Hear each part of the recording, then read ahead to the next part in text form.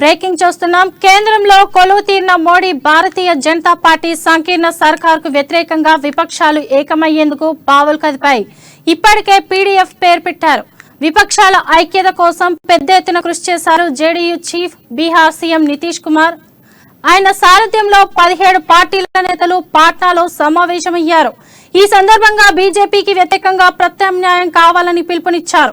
ఈ మేరకు కీలక నిర్ణయం తీసుకున్నారు. ఇదే సమావేశంలో హిమాచల్ ప్రదేశ్ రాజధాని సిమ్లాలో భేటీ కావాలని నిర్ణయించారు. కానీ సమావేశం స్థలాన్ని మార్చారు. ఈ విషయాన్ని ఏఐసీసీ ప్రధాన కార్యదర్శి కేసీ వేణుగోపాల్ సిమ్లా నుంచి బెంగళూరుకు మార్చారు. రేపటి నుంచి జూలై 17, 18 తేదీల్లో 2 రోజుల పాటు విపక్షాల సమావేశం జరగనుంది.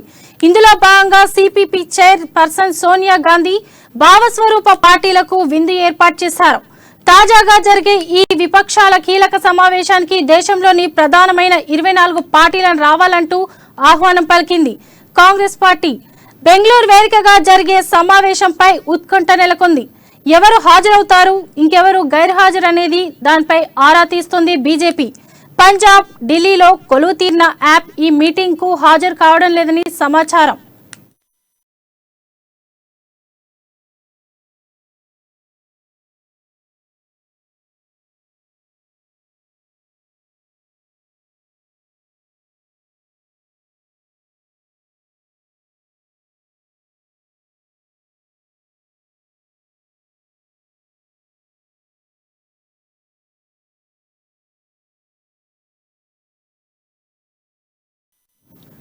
కేంద్రంలో కొలువు తీరిన మోడీ భారతీయ జనతా పార్టీ సంకీర్ణ సర్కార్కు వ్యతిరేకంగా విపక్షాలు ఏకమయ్యేందుకు పావులు కదిపాయి.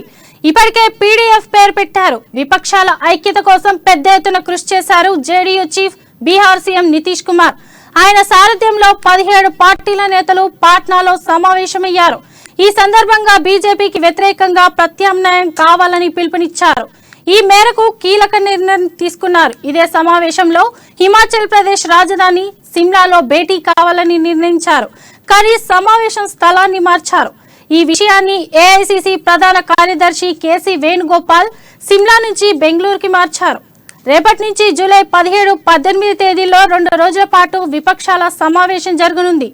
ఇకపై దీనిపై సమాచారం ఇవ్వడానికి మా ప్రతినిధి ఢిల్లీ నుంచి రాజ్ అందిస్తారు. శుభ మొత్తానికి ఈ విపక్షాలన్నీ కూడా మరోసారి భేటీ కానున్నాయి. రేపు ఎల్లుండి 2 రోజుల పాటు బెంగళూరు వేదికగా ఈ సమావేశం జరగనుంది. దీనికి సంబంధించి అందరికీ కూడా అంటే విపక్షాలకు అందరికీ కూడా కాంగ్రెస్ అధ్యక్షుడు మల్లికార్జున ఖర్గే ఆహ్వానం పంపించారు.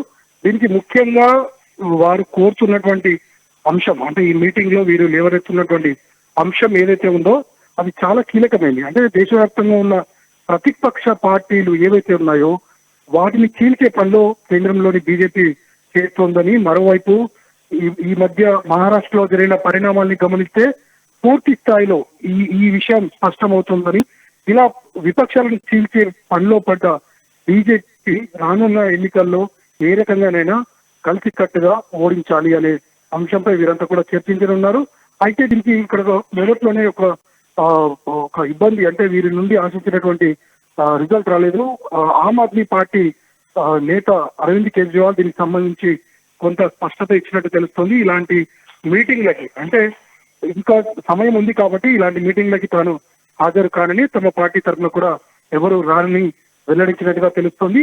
మరోవైపు అంటే ఇప్పుడు జరుగుతున్నటువంటి పరిస్థితులే కనుక రానున్న రోజుల్లో కంటిన్యూ అయితే ప్రజాస్వామ్యానికే ప్రమాదకరమని, ఇటువంటి పరిస్థితుల్లో జాతీయ పార్టీ అయిన కాంగ్రెస్ పెద్దన్నలాగా వ్యవహరించి ఈ విషయంలో జోక్యం చేసుకొని పార్టీ పరంగా ఈ ఇతర భావస్వరూప్యం ఉన్నటువంటి ఇతర పక్షాలన్నింటినీ కలుపుకొని పోవాలని ట్రై చేస్తోంది. రేపు ఎల్లుండి జరిగే ఈ సమావేశంలో సోనియా గాంధీ కూడా హాజరు కానున్నారు. మరోవైపు ఆ సమావేశం తర్వాత కూడా ఒక డిక్లరేషన్ చేసే అవకాశం ఉంది.